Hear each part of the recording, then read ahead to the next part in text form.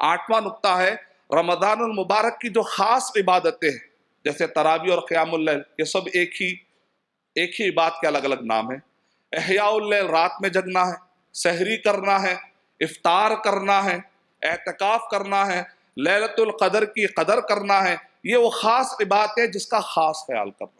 اللہ کے نبی صلی اللہ علیہ وسلم کے بارے میں حضرت عائشہ رضی اللہ تعالی عنہ نے ارشاد فرمایا ما کان رسول اللہ صلی اللہ علیہ وسلم یزید فی رمضان ولا فی غیرہ علی 11 رکعتا، کہ اللہ کے نبی صلی اللہ علیہ وسلم رمضان اور غیر رمضان میں 11 رکعت سے بڑھ کر آپ نماز نہیں پڑھا کرتے تھے جب آپ تراویح پڑھا کرتے تھے۔ اس سے کیا پتا چلا؟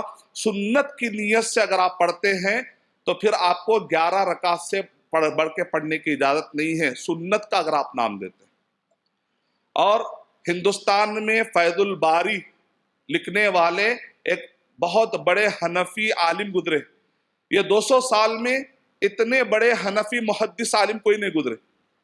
انہوں نے اپنی کتاب جلد نمبر 1 صفحہ نمبر 420، حوالہ یاد رکھنا آسان ہے 420، اس کے اندر لکھا ہے کہ 20 رکعت والی حدیث کہ اللہ کے نبی صلی اللہ علیہ وسلم 20 رکعت تراویح پڑھا کرتے تھے، یہ حدیث ضعیف ہے، آتھینٹک نہیں ہے۔ حوالہ یاد رکھنا بہت آسان ہے 420، یعنی مطلب یہ ہے کہ حدیث ضعیف ہے۔ تو اللہ کے نبی صلی اللہ علیہ وسلم کی طرف 20 رکعت والی تراویح کو منسوب کرنا صحیح نہیں۔ تو کتنا ہے؟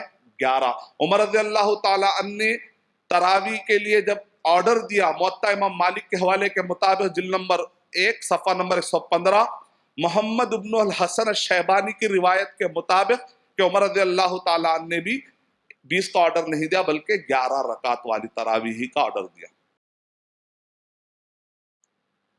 یہ مخصوص عبادتوں میں سنت کا خیال رکھنا بہت ضروری ہے۔ For authentic Islamic information, please log on to www.askislampedia.com.